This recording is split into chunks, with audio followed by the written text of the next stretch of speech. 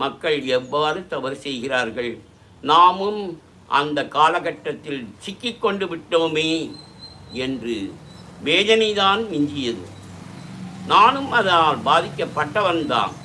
அதனால் தான் தைரியமாக எடுத்து கூறுகிறேன்.